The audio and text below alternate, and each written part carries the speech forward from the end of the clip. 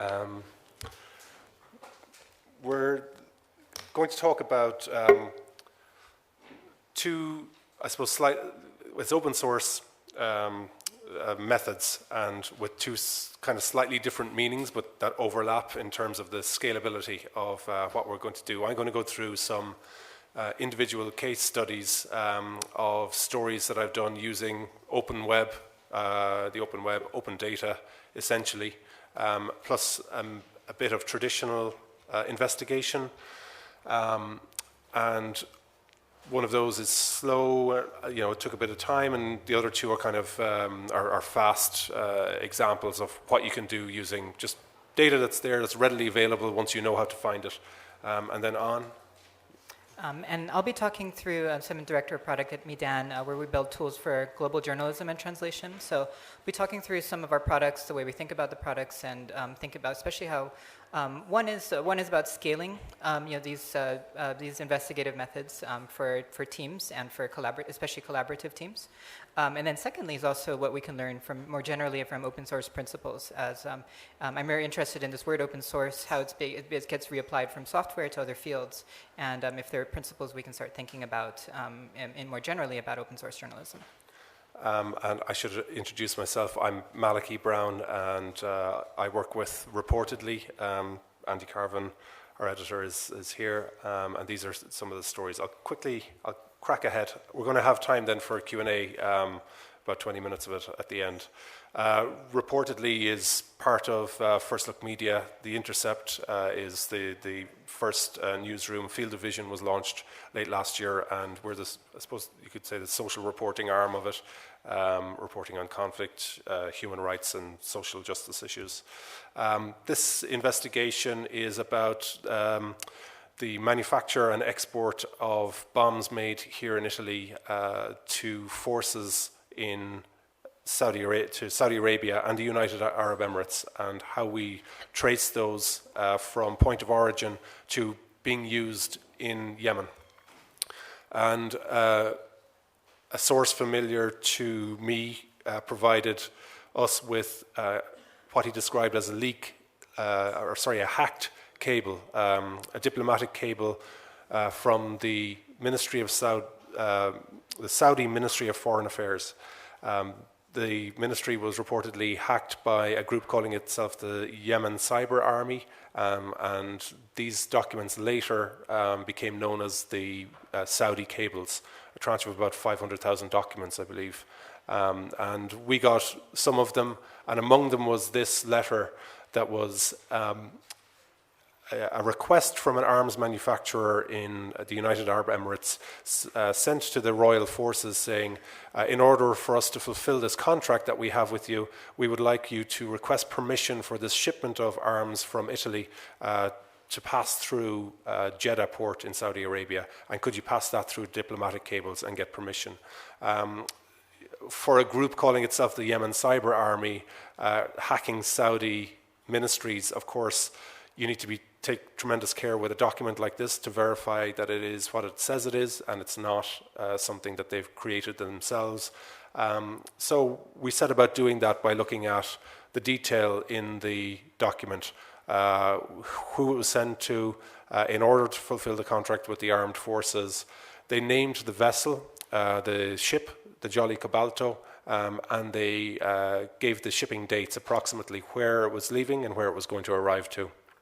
Approximate dates, and there were cover letters for this as well. So the chain was from the arms manufacturer to the royal forces, that was then passed on to the United Arab Emirates diplomatic channels, and then on to their embassy in Saudi Arabia, to the Ministry of Foreign Affairs requesting it, and the Ministry of Foreign Affairs sent it to the Transport Authority, the port, the Ministry of the Interior, and the Deputy Crown Prince, I think as well, Defence.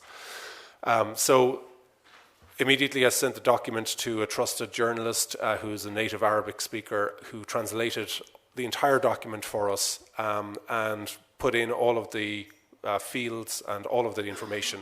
And this took some time. Because of differences between Arabic script, we had this verified by Amnesty's Gulf section, and they said it was 100% bar 2 words in the transcript, which we corrected. And she cast some doubt over those 2 words as well. And of course, in the meantime, to check the veracity of this document, I looked at the header data on the fax. So it was, there were letters like MOFA for Ministry of Foreign Affairs and to Wazir al-Difa. So I typed in Ministry of Defense into Google Translate and listened to the Arabic translation of it, and it sounds like Wazir al-Difa. The phone numbers also checked out, the dates checked out, the names of the people who the document was sent to as the ministers, all of that checked out as well. Looking at the ship, the Jolly Cobalto, we found it registered under this Italian logistics company, and on their website it said that the ship was still under construction. However, on another website called Equasis that has lots of shipping data, we found that the ship had actually undergone an inspection in Spain, and according to marine traffic, on the day that I looked at this, the ship was over around Iran. And I contacted marine traffic, and we got records for that ship for the 60-day history, and we could see that in fact this was the maiden voyage of this ship, and that was very important in the veracity of the document, because if you were to fake a document like this, you would choose another ship from Ignacio Messina Group, because lots of their other ships take this route, but this was the maiden voyage, and so therefore that added to the credibility of the document. And indeed it showed it leaving from Genoa, passing through Jeddah, and then over to the UAE. The documents contained a packing list for the different types of bombs. You can see over here Mk82 bombs and Mk84 bombs were listed in it. And as I investigated this, I spoke to a number of different organizations, and one of them put me in touch with Giorgio Beretta, who is an Italian arms monitor, and he helped me get licenses that were granted by the Ministry of Foreign Affairs here for RWM Italia, and that included Mk82, Mk84, and Mk83 bombs as well, and that becomes relevant later on. In fact, thousands of these bombs, hundreds of millions in contracts, not just to the United Arab Emirates, but also to Saudi Arabia, and to Australia and to other countries as well. In talking to various different people about, why is this legal? Why would diplomatic permission be sought for this particular shipment? I contacted Human Rights Watch, and they had at the time researchers in Yemen, and they said, "Oh, this is interesting because one of our researchers has just photographed bombs made by RWM Italia at sites in Yemen," and he sent me the photographs of those bombs, and when you zoom in. The Mk83 bombs, you can see there that they're the make, and we've got export licenses for those, and this is the cage number 84447. And you can just Google this, or you can check a weapons register, and it's RWM Italia. So now we have the shipment, point of origin, all the way through Saudi onto their partners in this bombing coalition, the UAE, and we know that they've been going to Saudi as well, and now we have them on the ground in Yemen. And by looking at the EXIF data, you can just go to exifdata.com to try to find other metadata behind photographs. I got the GPS position. It's out of shot here. You can all sorts of other details here, but the GPS gave me, where these bombs had landed.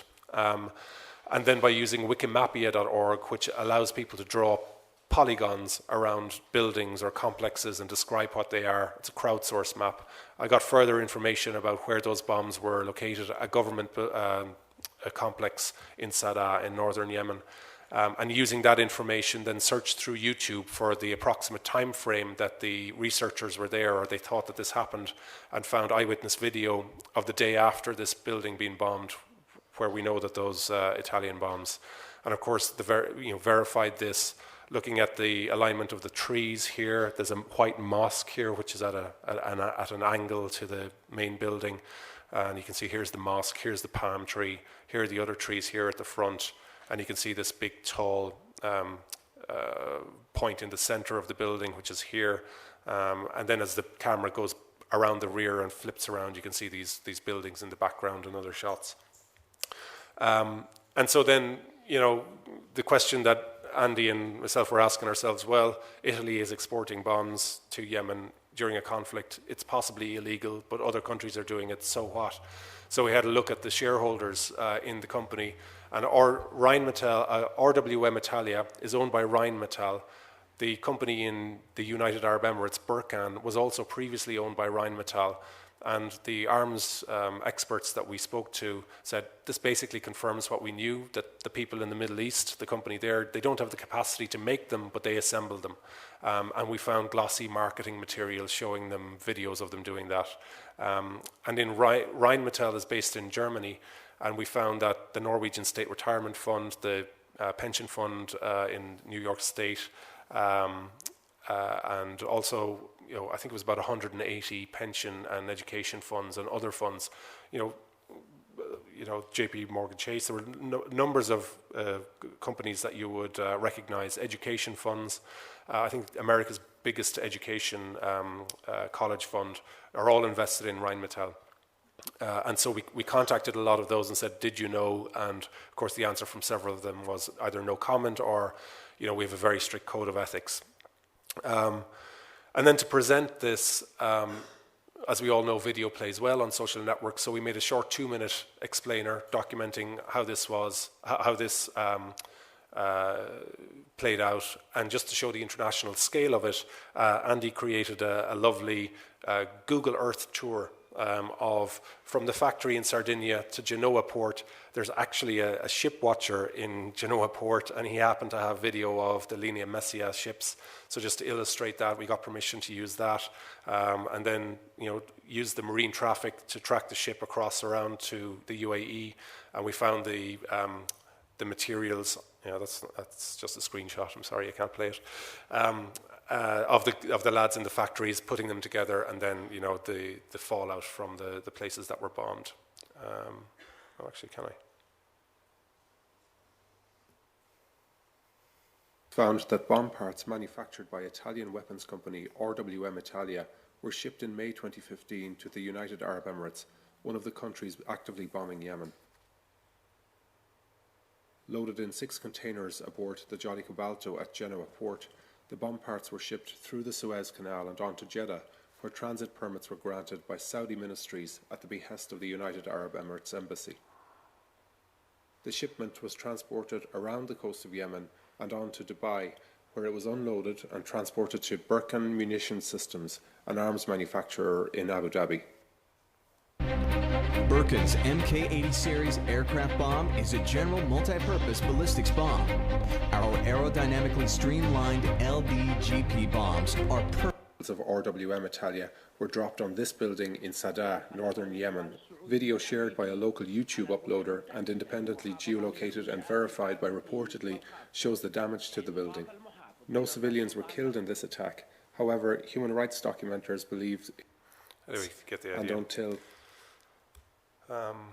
And then, as part of this investigation, then we published to Twitter. Anybody who follows Reportedly, almost addictively, and we just broke it down into nuggets, little video explainers explaining all of the points that I'm showing to you now, and we threaded them. So you've got a thread of about 20-25 tweets, just explaining each step in the process.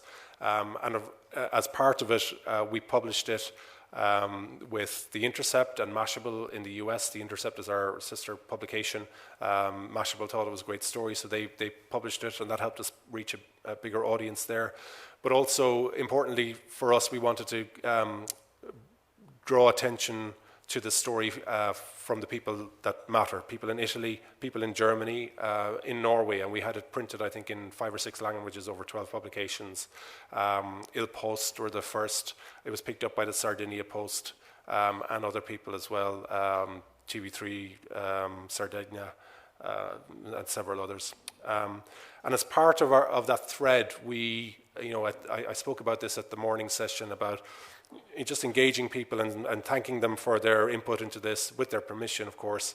And that kind of helped, that combined with the Italian coverage of what was going on, helped to create a small community around this, and we stayed in touch. And here's a couple of people that I held conversations with over time.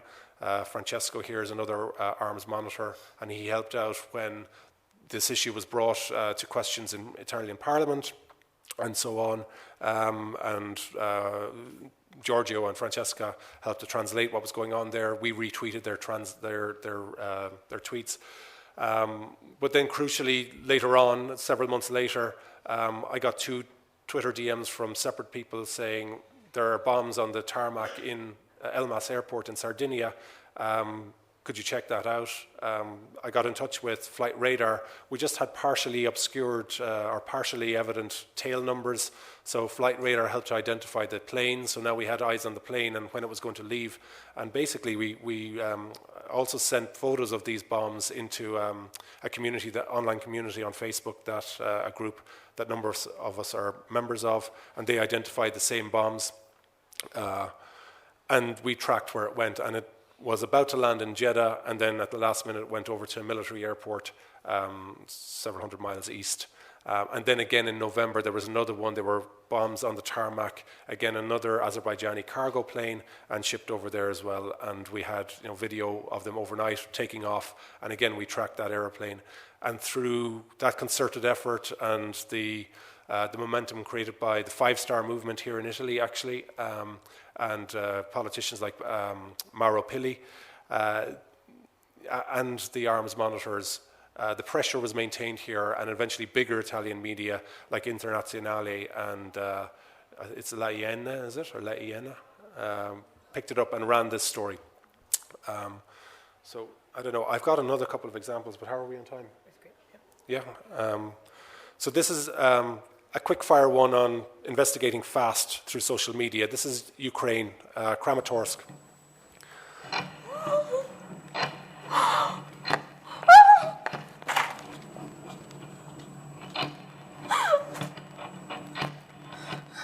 Боже! Мальчики!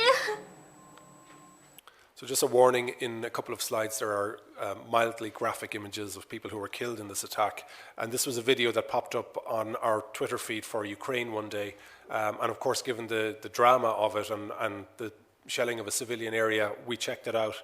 And just to very quickly go through how you can piece together all of the information.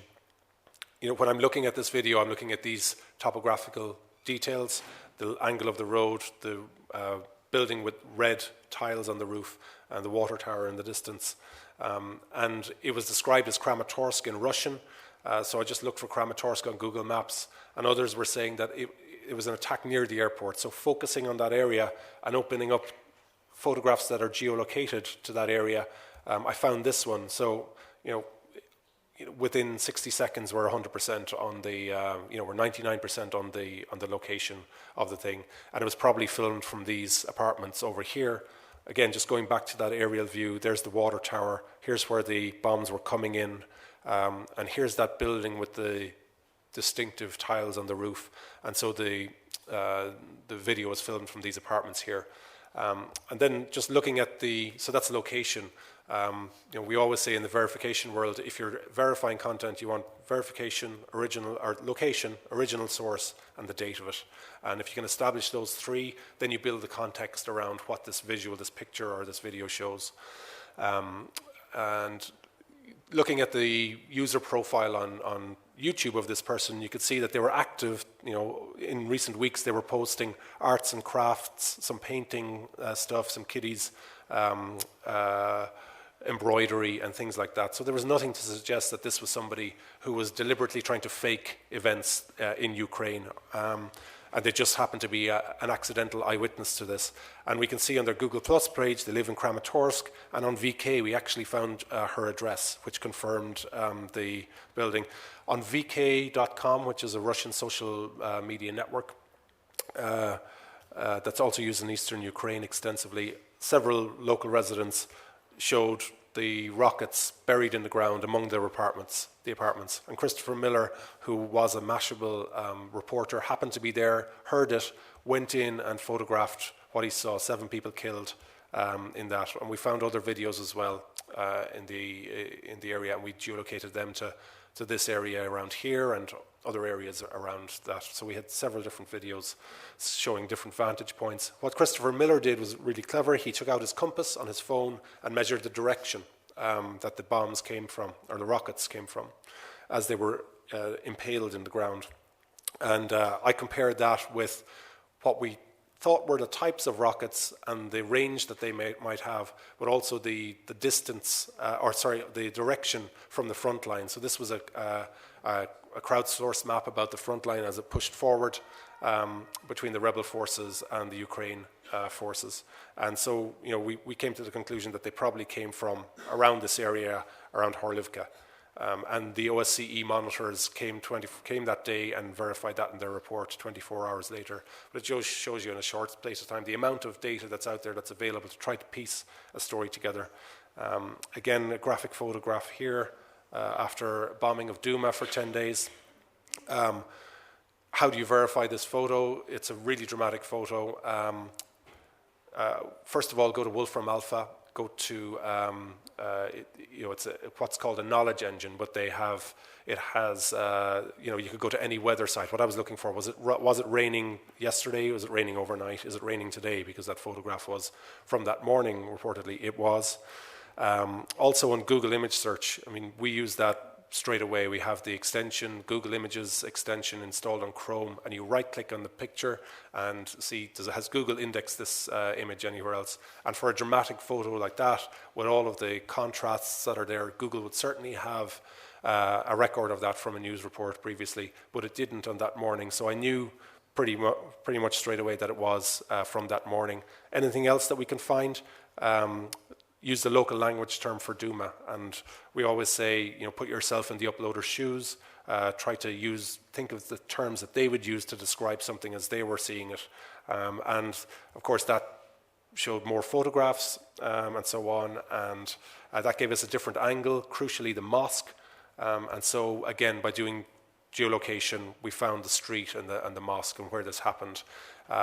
In investigating this, I saw this logo pop up a lot on YouTube videos from Douma, and again, looking for Douma on Facebook, found the Douma Revolution page using the same logo, and they happened to have that photograph up there on that day, and they also gave the name of the photographer who took it.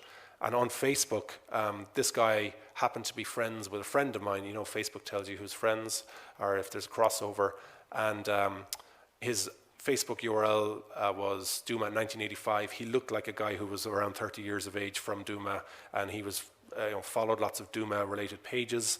And then my friend said, yeah, he lives there. And this guy also gave me lots of other information about what was happening in Douma.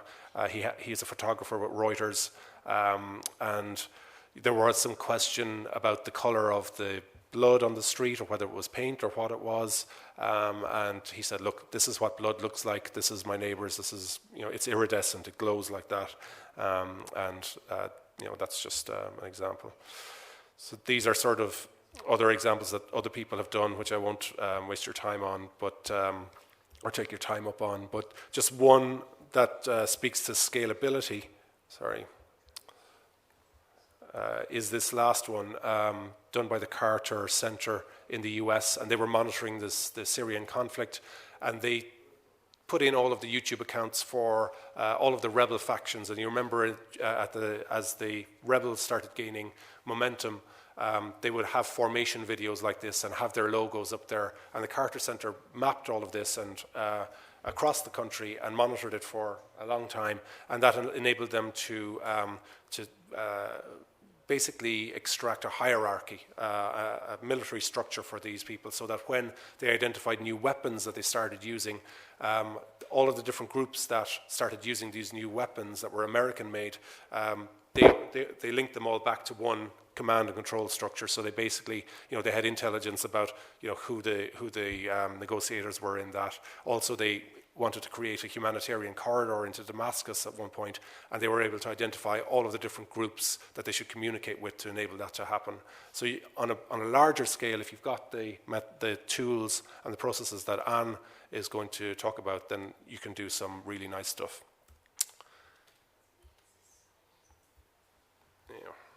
that over to you. Thank you, Malachy. Let's set up here. Great. So I was counting, I was writing notes as you were talking about all of the websites you visited and the people you talked to. I think I'm counting like 9 to 10 different sites, and a handful of people in each time you do an investigation. Yeah, a lot of work. So I'm really interested in, I'm not a journalist, but more of a product manager, and interested in how we can build tools that support this kind of multiplicity, where we're referencing a lot of different sites, a lot of different places, and how we can really scale this up, both in terms of the tools that are being used, the sites being referenced, and the possibility of including a lot of people. So I'm going to talk through 3 tools that Meedan is building. One is called Checkdesk, the other is called Sources, the other is called Bridge. Each of these are designed for investigative work online, and designed in a very collaborative way.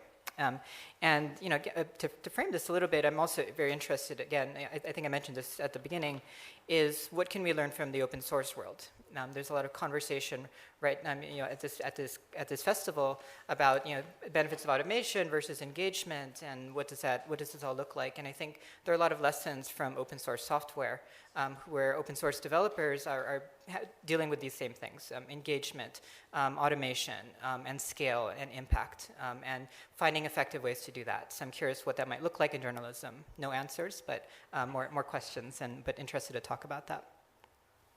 So this is the Meedan team, or a team of 12, and there are 2 pictures of the Meedan team, actually. And so one is, we were actually gathered at a retreat in Koltijoko, about 2 hours away from here last year.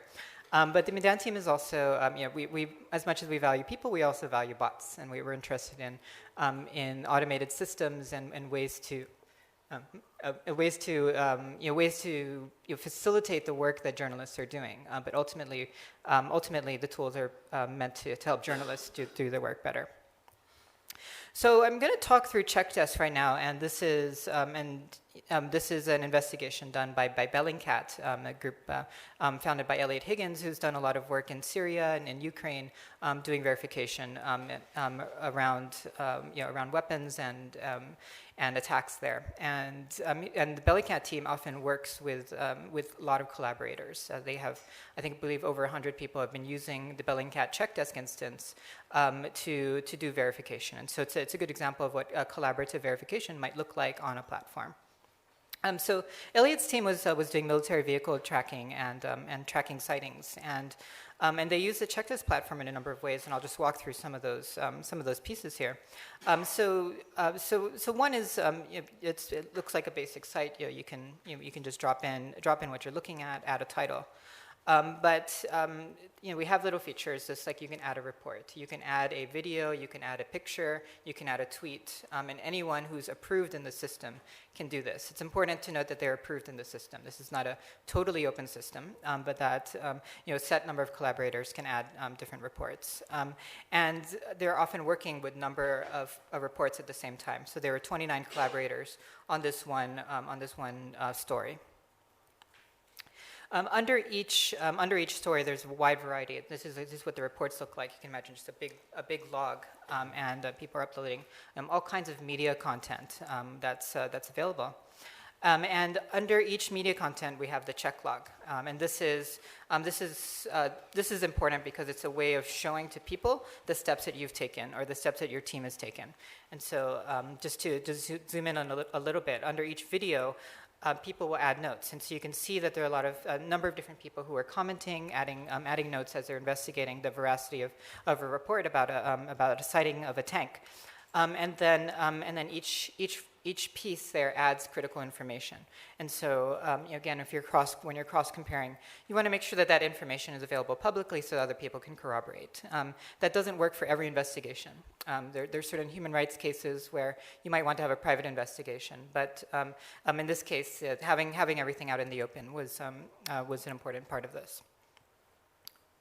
And so just a few more examples here. You can see that it's actually different people who are adding those corroborations, adding those highlights, and adding the pieces that are necessary to determine a verification. And then what Checkdesk allows is setting a status. You can say that it's verified. You can say it's in progress. You can say it's false. Recently, we added the ability to add custom verification notes. So there might be other situations where you might say that it's undetermined, for instance, meaning like you've done all the research, but you're still not sure. And this verification stamp has two components. One is the stamp itself, which says, that little check mark, but it says by who. And it's important here that it's that transparency about who has done the verification. Because if you can imagine, in a world of multiple people verifying, we all interpret facts differently. And so we make sure that it's clear that the source of the verification is as visible as the verification itself. And again, I think that's a principle that we can start aiming for. General military vehicle tracking on Checkdesk, they worked with 441 reports in the period of 2 months, studies could take from hours to days, depending on people's time commitment. Some people would contribute just once, some people contributed multiple times, and there's a key group of 6 project managers who are overseeing everything. And in total, there's 32 people contributing and collaborating around verification and geolocation. And many of the similar steps that Malachy was outlining in his research. We're starting to go into a new project with Witness, the human rights research group, and in partnership with FISAHARA, which does work in the Western Sahara region. And each time there's a new partner, we start thinking about what else can we do, what else can Checkdesk do to support the specific needs of their research. And given that this work has a different set of goals, it's in addition to journalism, it's also about policy advocacy.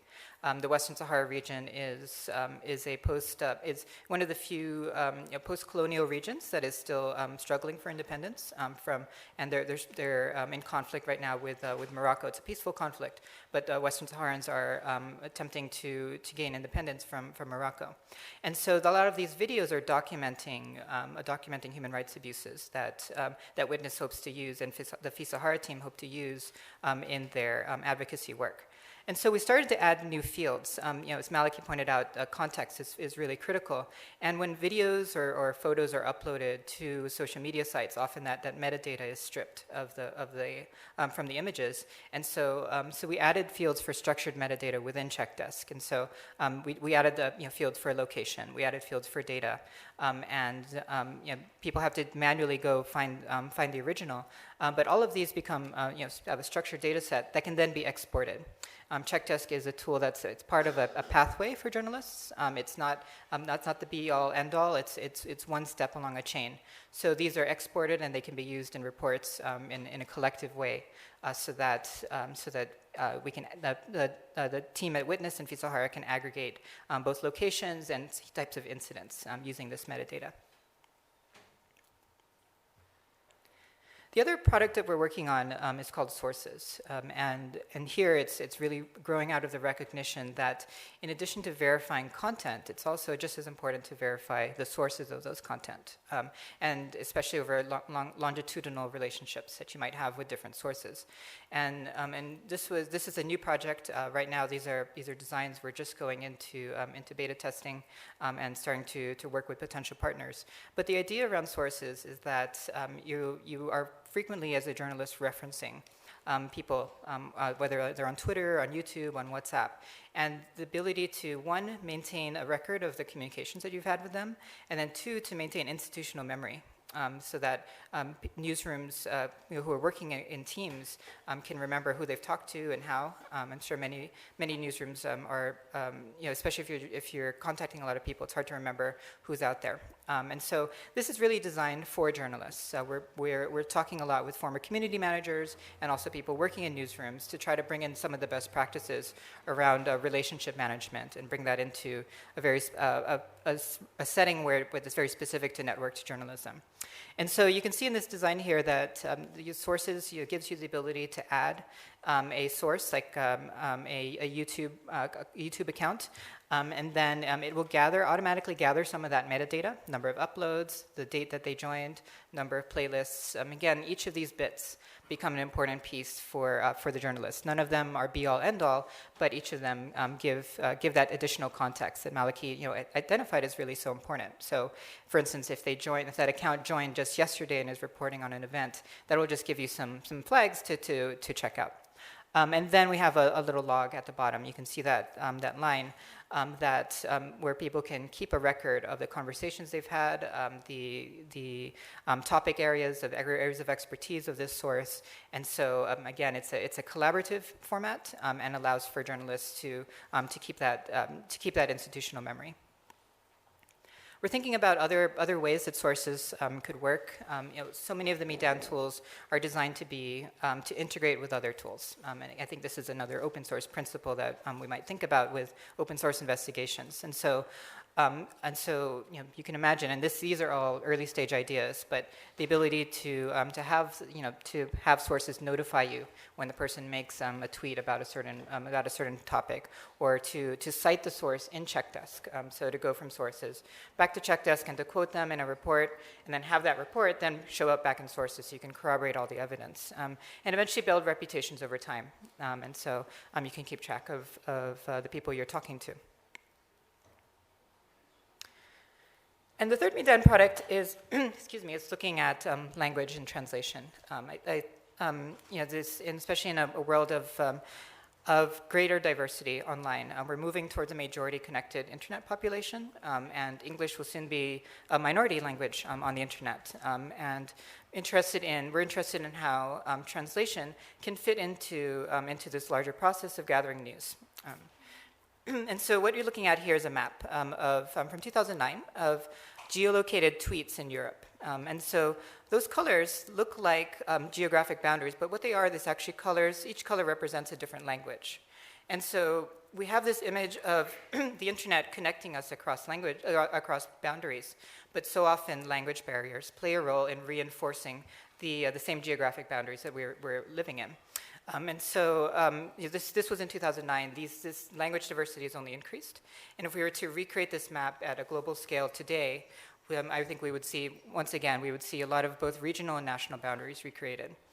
So we're interested in how, again, in terms of open source investigations, where does translation, how does that play a role?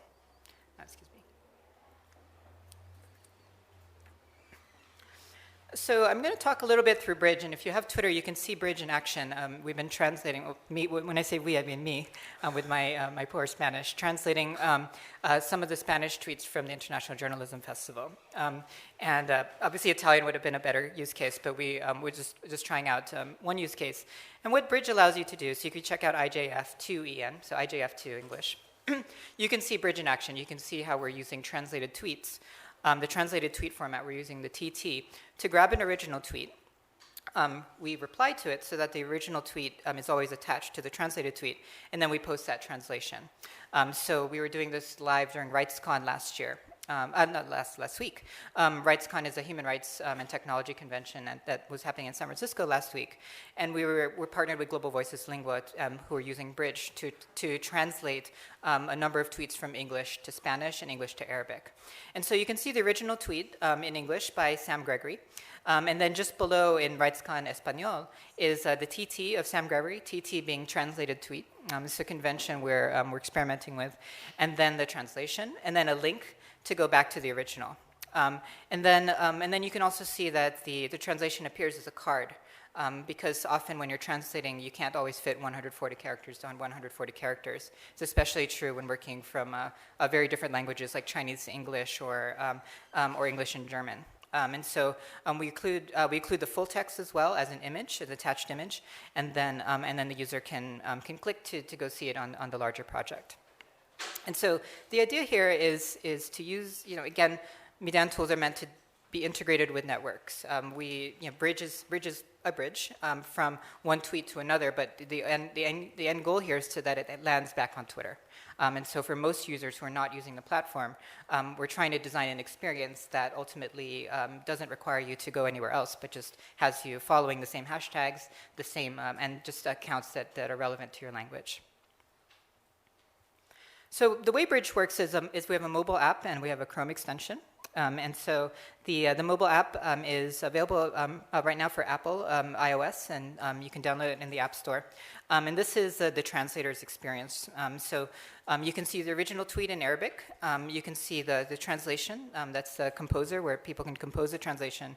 And then what's just as important is this ability to annotate. In open source conventions, people leave a lot of documentation about their work, and here we want to give translators the opportunity to document and annotate the translation they made. Many of us are here are probably bilingual. You know that when you're translating, you can't just do word for word. You often have to interpret on the side. And then there are a number of tools. There's the little robot, which gives you machine translation, and the little book, which gives you a dictionary. Each of these tools are not designed to replace the human translator, but are designed to facilitate the work of the human translator. And so again, it's a very human-focused work with the support of robots and algorithms that support the kind of work that they're trying to do. We're thinking about this in the context of breaking news, but it applies in a lot of different cases. When we're doing translations around the U.S. debates, when we're translating Spanish to English, we did a translation set with Egyptian journalists Noor Yunus and Sarah Othman. They were translating the opening of the new Suez Canal and translating some of those tweets from Arabic to English. And under certain conditions, with the right network, with the right set of people and the right preparation, translation can be turned around in 3 to 5 minutes. And the trick there, of course, is maintaining quality and maintaining trust in that quality. And so, we really emphasize that because it's human-driven, it really depends on the quality of the network and the preparation involved. And it's designed to be shared. So any translation that you click on, you can also grab a permalink, an embed code. You can share it to Twitter, share it to Facebook. Again, Meedan products are not meant to be the landing place. They're meant to be a pipeline to another space. And so designed to work well with a blog, with a Twitter account that you've already set up. So I think I talked a lot through the card already, but just very briefly, this is how we designed the translation card for legibility. And then the Chrome extension here is a simple drop-down when you can right-click on any tweet when you're on your desktop. And it allows you to either save the project, and that's right here on the left. You can just save it for later, or you can make a translation, and that's on the right-hand side. And you can quickly make those translations. Some translators during the RightsCon project were translating in less than 3 minutes, and that's a benchmark that we're trying to meet. We're not quite there yet, but trying to design for both speed and quality. So just to get on the more meta level, and before we open it up for conversation, I think when we're thinking about open source, and I want to go through the product again and talk about certain open source principles that I think we could learn from that might apply to journalism. Again, no answers here, but just questions. And when we're talking about open source, I think one of the principles that really stands out to me is open source security tools, where the very transparency of the code is how they maintain security. It's the fact that people who are familiar with the code can be certain that an app like Tor is maintaining people's privacy. And it's a difference between privacy by design versus privacy by promise. And so this ability to clearly show the original, to clearly show who verified, to show those steps, is the transparency of the verification and translation process is one way of demonstrating the accuracy of the work that was done. In the open source community, you have different models of participation. Is that this notion of open is true. Anyone can modify the code, but it's a system of unequals. If you modify the code, you have to submit a pull request, which means that you have to ask the original if they will accept your code, and that original person can then make a decision on whether or not they accept it. And this kind of semi-open model, I think, again, could apply to journalism, where it's a system of unequals, where everyone is invited to participate, but there are people who are overseeing the process, who make sure that it's quality software being produced. I think we can think about this in journalism in interesting ways. And the motivations for open source are often centered around community. And so people talk about an open source community. What does that look like? Is there an open journalism community? It's the motivation is varied. It's not just about truth-telling and about investigation. It's also about feeling like you're part of something. And so how can we design tools that encourage community, that make people feel like they're part of a bigger project, a bigger picture, and get them excited about the process? And then there's also this notion of interoperability, that open source tools are often designed to work with each other. Our CTO often talks about the web being built on open platforms, on tools that can work together are often more effective. And when we're thinking about often using 9 different tools, or dozens of tools to do an investigation, how can we design better forms of interoperability? How can a tool like Checkdesk be a pipeline to a blog post, to an article, in a seamless way as possible? And so, again, less of a destination and more of a, we have a product called Bridge, but a bridge to, from people to projects and larger projects. And then a final point that I was just thinking about that I didn't have as a slide is also that in open source community, it's not just building pipelines to better software, it's building pipelines for better developers. And so is there a world in which tools and processes can be building pipelines for better journalists and training journalists who are curious about these investigative techniques to be building their skills, leveling up, and ultimately leading investigations in the future? What does that world look like? And is there a way that we can do this while also maintaining the really need for quality and assurance that so many investigations require? So I wanted to demo this slide, but the Wi-Fi's been a little shaky. But just to close, this is a good example of a tool that's literally open source software, but is also designed to integrate with a lot of different platforms. And it's called Memebuster. It's a fork of the Vox meme generator. And what this allows you to do is to verify in real time, to communicate your verification more effectively. In other words, often when misinformation is going viral, how can you communicate that, oops, no, actually, that is incorrect? How can we make the correction go viral just as quickly as the misinformation? There's a lot of challenges there. There's a lot of complications. There's more than just these images. There's also strategies that are required. But what Memebuster allows you to do is drag and drop an image and then quickly slap on a sticker and some text that says, okay, no, this is a real event from the Paris attacks where the Eiffel Tower's lights were turned off, but the belief from folks who hadn't known much about Paris is that it was turned off because of the attacks, but actually lights were went off every time at 1 a.m. And so people could put a little sticker, a little caution sign, and then add a note. So you can check that out. You can try it out. It's at memebuster.checkdesk.org. And then what we're hoping to add is a little button that tweets it out. So after you generate this, you push a button and it tweets it out. And again, it's a tool, one tool of many. It's a larger tool set, a larger system of strategies. But again, benefits both from the actual open source software, but then hoping to contribute to open source journalistic processes. So that's the overview. Grazie mille. And three different products, each product designed to play with each other, to play with other pieces of software. So thank you. I'm conscious that we're leaving time short because of my overrunning a presentation earlier on. But any questions? Yep.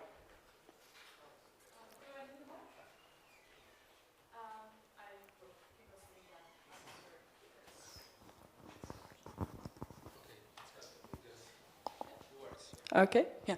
I work at the Open Knowledge Foundation in Germany, so we come a bit from the open source area. So I was wondering, let me first express how much I enjoyed both presentations, and I really, really like this new kind of open source journalism. But a question I immediately had, like if we look at these principles from the open source community that are now kind of overflowing, then we have to think about licenses and Creative Commons, because who owns the story if you work together with it with 30 people? Do you acknowledge them all?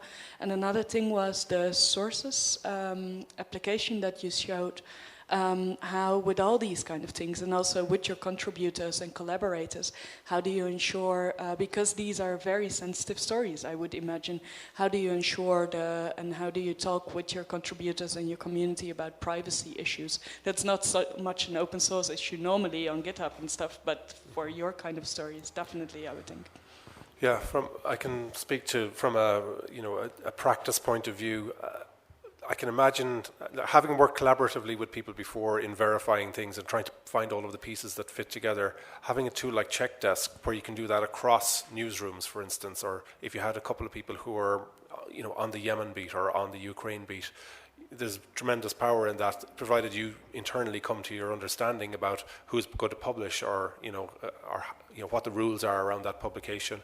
And similarly, with the Yemen investigation that I did, there were some people who didn't want to be associated with it and just, a German translator, for instance, would suffice, and they could reference that if they needed to. But you just check with your sources, and you apply the same security as you would. One of the things we'll be talking about tomorrow at the session about protecting eyewitnesses is that issue of security, because not everybody understands that what they're putting out is in public. Twitter is understood to be a public medium, but Facebook, not always. People don't understand privacy settings. So particularly in situations like that, you have a journalistic responsibility, and I think it would just be, that would be it from me. Yeah, I don't have too much to add to Malachy's answer. I think really it's the software facilitates the work, but agreements among the collaborators and really having open communication, I think, is key. I can speak a little bit to the security, especially as we're thinking about human rights, work being done on Checkdesk. Checkdesk is designed as an open platform, but can also be a very private platform. But when we advise on security, it's important to remember that security goes beyond the platform. And so we don't require real name registration. We don't require that people identify themselves when they join. But when they're doing really sensitive work, we advise them not to use the platform, actually. And so they'll use PGP emails. They'll use other means to have secure communications until we're confident that we do have security on our platform. And I would say that's true for Checkdesk, and especially for sources. And so I think our commitment to human rights is really strong, and sometimes that means that our tool is not the best for certain cases. Any other questions or comments? No. I mean, I think the one thing that you touched on with community when you tested Bridge on the You Stink protest was that You Stink is the rubbish problem that is happening in Beirut, rubbish piling up in the streets, and of course there was a lot of activity around that and mobilization of that community, and you tested it out first on that, and I don't know if you want to talk about that, but people seem to really we did, and get involved. People got involved, and what's interesting is Slack has become a really important part of how our communities are doing the translation, and so we're trying to learn a lot from Slack because people will have the kind of Slack back channel at the same time that they're doing translations on Bridge, and becomes a motivator. And so people are often motivated by social issues, like the You Stink protests, the New Suez Canal. And it's an easy way to find translators, because that's their way of participating in movements, especially if they're from diaspora communities. And thinking as a journalist who might be covering that, or a publisher, the ability to embed those cards with people who are from, trusted translators from Beirut, who also bring their own networks to this as well, into a live blog or into a story that's covering that, it's just very appealing, I think. Anything else? Yeah. Great. We can finish early, so. Thank you very much. Thank you.